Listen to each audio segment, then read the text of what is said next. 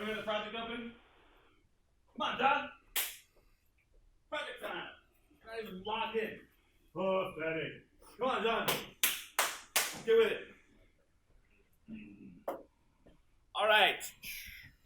I do want you. Here's the thing. You should have at least a basic transition of fading in for probably the beginning and the end. You might not want it at the beginning or the end because you might want it to like jump right into the action. I totally get that. But I want to show you all the different transitions available to you and just talk about one issue that comes up with transitions. Some people really like the transitions. I call you George Lucas.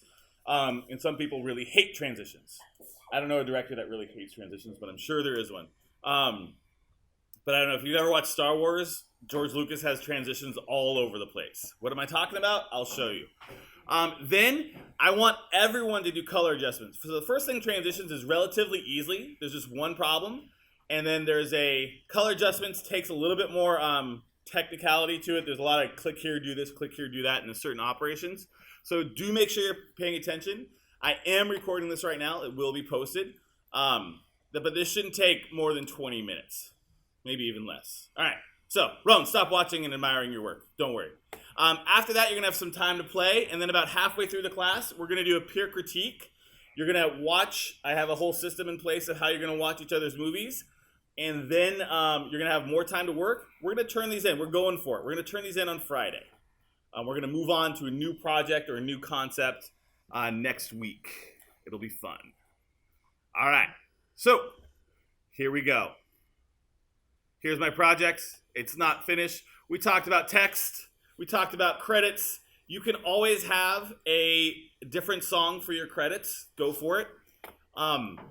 So let's do transitions. You already know one transition called, does anyone know what it's called? What? Cross dissolve or fade. Both of those would be acceptable if I had a quiz. I think the technical term is cross dissolve. But you know how to do that by going to an edge. So remember, transitions happen at the cuts, at places, at what I like to call the seams, places where two different clips are coming together. So if I wanted to do a cross dissolve or have something fade in like I did with my text, I just hit right click and say apply default transition. If I wanted to change that length, I can double click on it and I can change that length. Please remember, why are you over there? There. Please, what? Everyone sees this problem, right? It should be zooming in right there. What the hell's going on? Okay, whatever.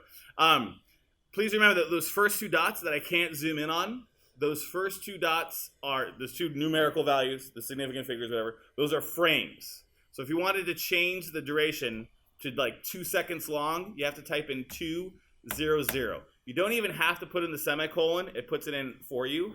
And now my transition is much longer, and I have a nice slow fade, right? That's the easy way to fade in, okay? I'll show you the harder way to fade in later. All right, but you're not limited to a dissolve, right? And it says cross dissolve right there. You're not limited to that. That's really weird. Why is it stuck there? All right, anyway, here's where you can go to find other transitions. If you go over here to effects, right here, it's in your project window right here. Jesus, why isn't your project open? Click right here for a second. Woo. You'll notice there's a whole bunch of filters here. Don't worry, we'll be starting to explore these later. But we got video transitions. And so they have a whole bunch of different categories here. That's really annoying. Sorry, I can't zoom in on these things. But there's lots here. So a cross dissolve lives here, cross dissolve. There's other ways to dissolve or to cross dissolve, right? One that I usually like is the additive dissolve. So just to kind of, I'm going to do a compare and contrast here. So additive dissolve looks like that. It kind of brightens it up.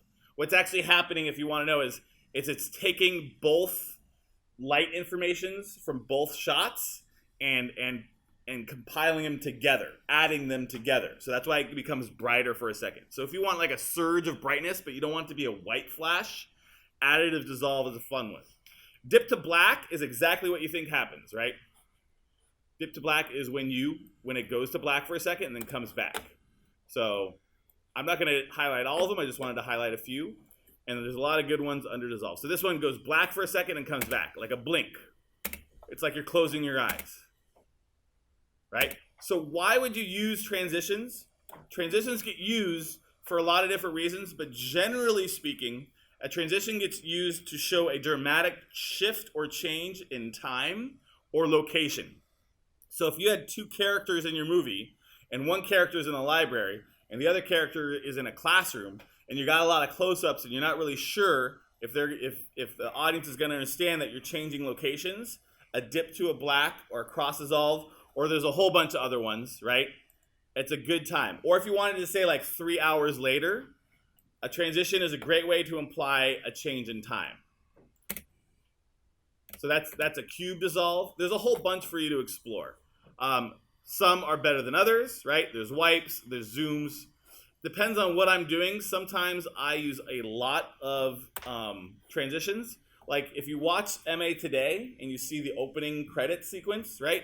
There is probably a transition on every single cut because it's the intro, because it's supposed to be fast-paced and it's supposed to have a lot of action. It's a quick way to do this. You can also customize these a little bit more over here on your effects control. So you can adjust the time, but you can also adjust the distance if you click on them and then go to effects controls. There's the transition. I can change the direction of it. I can change the length of it. I can change where I want it to happen and how I want it to happen. So each one of these has a different kind of variety. So you do have controls. Like if I go back to cube spin, instead of going left to right, I could, if I click on it, I could switch this to be right to left, right? I could switch this around. Why can't I switch you around? There. I can make now it's top to bottom, right? So you can change exactly what you want it to look like. So to do that, again, you just select it, and then it'll be here under effects controls as long as you select it. All right. One more issue. Everyone look up here because this will come across. And Premiere has found a way to resolve it without having to prompt you. Premiere used to not break, but it wouldn't let you. But take a look at what I got here. I have two clips. This clip is the very, very end of a shot I took. And this clip is the very, very beginning of a shot I clip. So if I grab, like let's say cross dissolve, and I plop it in there, it's going to give me a message. Okay, do you see this message? Insufficient media, right? The transition will contain replicated frames. So what's actually going to happen there is it's going to take the last couple of frames of your shot or the first couple of frames and kind of slow them out so that it creates a pseudo transition. So when you get those lines of that message, that's what that means. But it still works. It used to not do that. It used to say like you can't do it or give you a red line. It'd say there's insufficient frames to do it. So this is a new feature, makes my life a lot easier because then you guys don't get stuck and frustrated later. One more thing about transitions. That's really frustrating. I'm gonna have to restart the whole computer. One more thing about transitions. If you really like additive dissolve and don't like cross dissolve, if I right click on a transition, I can select additive to be the default transition. So now when I right click on stuff to say add default transition, it's now an additive dissolve instead of a cross dissolve. I like to use cross dissolves for simple fades, so I like to leave mine as that. But you can change your default transition to whatever transition you like just by right-clicking on it, right-clicking on it, left-clicking on it, right-clicking on it, and then choosing set as selected default transition. Cool? That's transitions. So when I let you guys go back to work, try and throw in a transition or two. Try and find a good place for it. Again, good places are going to be places where there's a dramatic shift in time or a dramatic shift in location. Like if something's supposed to happen 3 hours later, they actually have a clock wipe that actually like spins like a clock. So like you can imply that. Or if it's like a different location, fade it to black. Like a dip to black is a nice, quick, and easy to do. Or you can have a blank space. If I have a blank space here and I hit fade or cross dissolve, it fades to black, right? So I can do that. All right. If you were ignoring me, don't. I'm going to go over something a little more crucial I want you to do. Everyone's going to do this. Is everyone ready? So do follow along right now. Okay. We all ready? Yeah? You don't sound ready. Are we ready? Yeah. Oh, one more time. Everybody. Everyone. Jesus. Are you ready? Yeah. Jesus is regretting sitting there because I'm just going to call on him all the time. Him and Neo. All right. First thing we want to do. Uh-oh. Kieran's not ready. Everyone else is ready. You just missed it. All right, here's what I want you to do. I want you to pull your blue designators, both of them, up to above your highest track. So for me, I actually have something on track 4. I'm going to need to have track 5. So I'm going to right-click and add a track. Just going to go boop.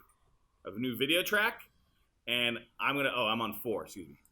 I'm going to make my blue designator on 4, and I'm going to bring my plug also up on 4. Is that what I'm saying? So I've used 3 tracks. You might have only used 1. You might have only used 2, right? But however many you've used, get a nice, fresh, blank track. If you've run out of tracks, just right-click and add a track. How many tracks can you have? 99. Man, but I want 101. Sorry. You get 99 tracks, but a blank ain't one. You guys still like that song? It's a good song. No? It's like early 2000s? All right. So here's what we're going to do. New fresh track. Everyone got a fresh track? Yes? Right-click and say add track. Okay. Did you pull both designators? So make sure that whatever the fresh track is, V4 or V3, make sure both blue things are on those things. And again, my zoomie's not working, so sorry. Just right here and right here. Make sure they're both blue, because we'll be playing with stuff. Okay. New concepts. New concept. Click back to your media browser for here. If you're on the sequence, you're not going to be able to create an adjustment layer. You're not going to be able to create it. Let me just show you how it's blanked out. We're going to make an adjustment layer. New, 1 second, May. Right? See how adjustment layer is grayed out? It's because I haven't selected my... so what's happening when you don't see your plugs is Premiere hides your plugs if you're not dealing with plugs, right? If you're dealing with something like transitions that doesn't have plugs, these might disappear and say, oh, you don't have to deal with those, so I'm not going to tell you about them. It's a little bit of a pain in the butt. I get it. So once again, if you're not seeing these 2 blue plugs, right, just make sure you go back to your project files and click on any sort of media. That should come back. All right. The other thing is, this blue highlight box, make sure that your project file has the blue highlight box.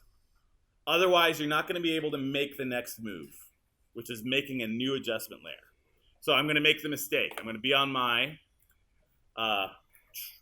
silent short, and I'm going to go up here to File, and I'm going to choose New Adjustment Layer, and it's grayed out.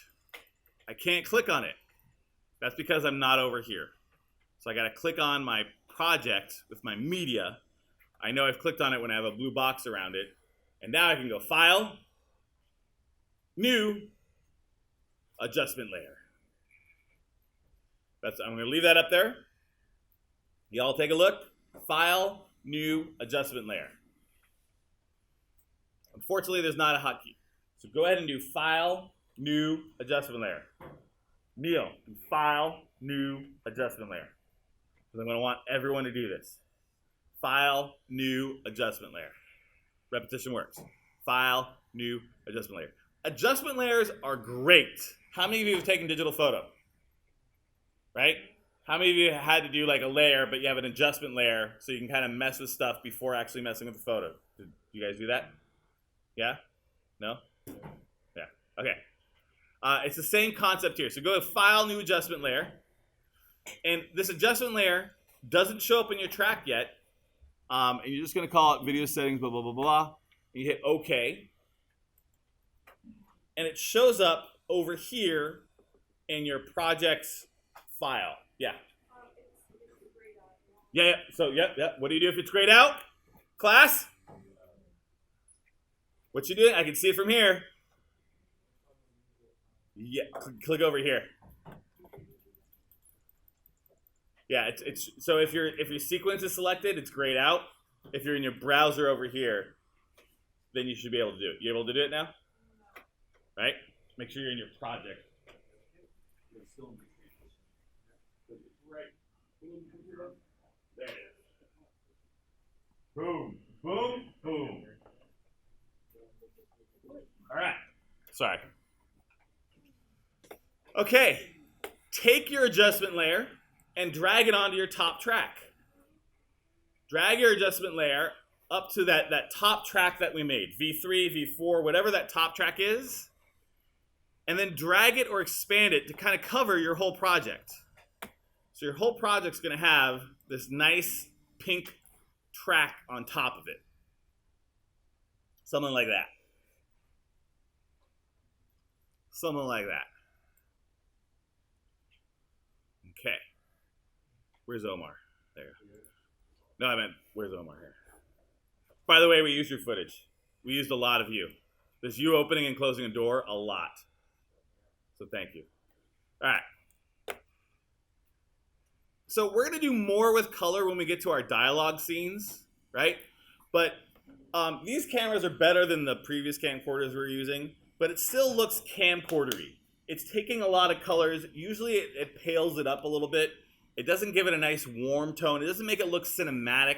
It doesn't feel like what they call is true film, right? And there's a whole bunch of words they use for this, but it doesn't feel like it's actually taken on actual like celluloid film. It looks digital. And sometimes you want that look, but a lot of times you don't want that look. You want it to look more like a movie, right? And the reason why that is because there's a chemical process and there's all these other things that happen with old film, and people still have a love for that color or look.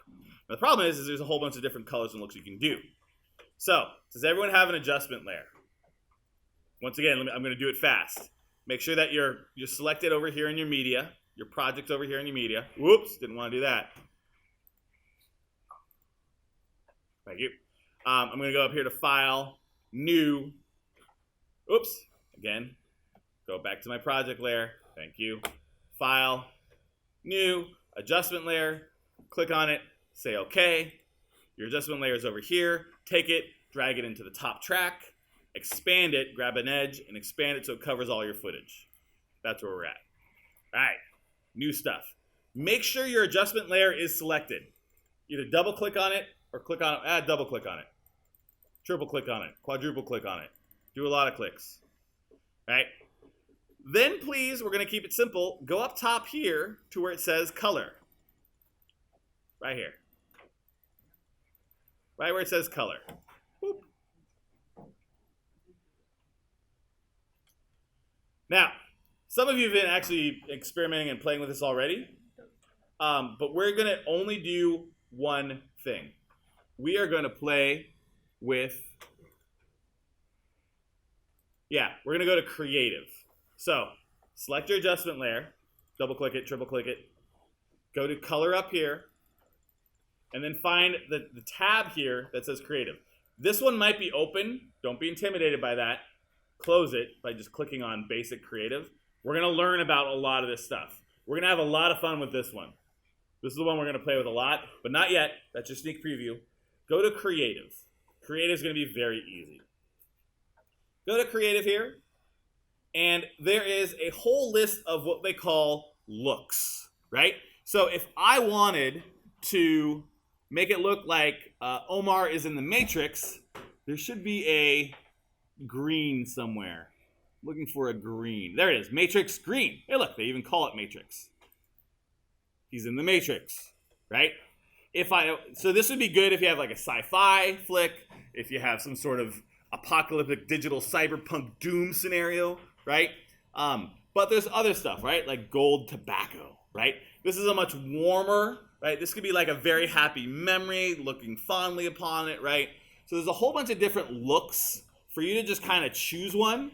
If you want to go like black and white, and there's actually different types of black and white where they actually choose different colors to be darker or brighter. So this is the noir, if you're doing like, the old 50s film noir series, they have noir, right? I don't know what all these mean, but you can just find one. So red, like notice So this is red wave. Look, you can actually see the difference, right?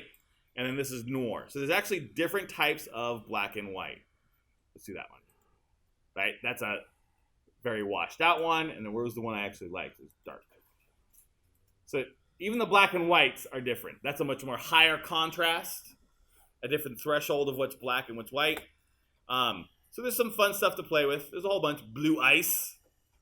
This is like Die Hard, the new Die Hard series. The Transformers, they use a color like this. They call it teal and orange sometimes, where the skin tones or the oranges kind of pop out more, and they kind of give everything else a blue wash. That they might actually have a teal and orange one in here. So find one you like. Mr. G. Yes, random student. Can we put two different colors if we have two different situations? That's a fantastic question. Yes, and they often do that. Okay, I'm going to play my dork card right now. Who's watched Marvel's Netflix series? Daredevil, Iron Fist just came out, Luke Cage. Anyone watch Defenders? Okay, if you have Netflix, watch one episode of Defenders, because here's what they do. Every hero has a different color. So Jessica Jones is blue. So they put a blue color correction on all of her shots. Daredevil has red. So every single Daredevil shot has when you're jumping between characters, and sometimes you don't know that which character you're going to interact with, they subtly cue you in as to which character you're doing by giving it a color. I believe like Luke Cage is like a yellow and an orange. And then Iron Fist is like a green, right? So you can actually make two different adjustment layers, and you can rename it, right? So this one will be, this one will be warm, and the other one will be cold, right? And so I can put this one in here for this part of the movie, and I can put this one in here for this part of the movie. And so I'm going to just take this and choose, let's see, click on it, and I'll give this one a something cold, or did I called the whatever. And then this should be a warm version. Oop, gotta click on it. Make sure you click on it. And then I'm gonna hit blah, blah, blah. I'll be right there, Sarah. And then let's get a warm look. Gold, orange, there you go, right? So he's in a sci-fi world. He's in a romantic comedy. Right? Color can go a long way. And it's subtle but nice. You can also play with the intensity. Like if you're like, oh, that's too blue, you can kind of pull it down. If you're like, oh, I want it more blue, you can crank it up. Right? So you can get way more into the specifics, but I don't want to get too much in the weeds. But if you're someone like Owen, right, who's already like almost done and just waiting, right? You can really kind of really fine tune and you can really flesh out your color. With a lot of settings that we're not going to even look at right now. But they're there for if you wanted to adjust them more. So what I want to see is I want to see that your silent short has some sort of color. Once again, you're going to make the adjustment layer, and you're going to pull it up.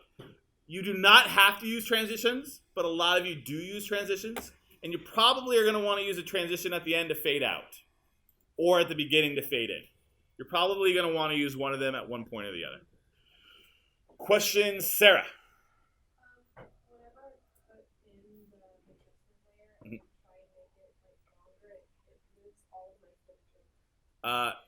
I'll come look at you in a second. I'm not sure what's causing that. I'm sure it's an easy fix. Other questions? Good. So yeah, you can make it black and white. You can make some of it black and white. Like a lot of directors like to have a black and white or muted colors for memories, like if they're remembering something, and then they have more vivid colors if it's actually happening. There's a lot of fun stuff you can do with colors and adjustment layers. So have fun with that. Let's say at about 10:10, we're going to do a peer gallery critique. So you got 20 minutes to work right now, and then we're going to do a critique, a class critique. So I'm going to float around. I'll check in on Sarah. I'll check in on all of you. And then do you like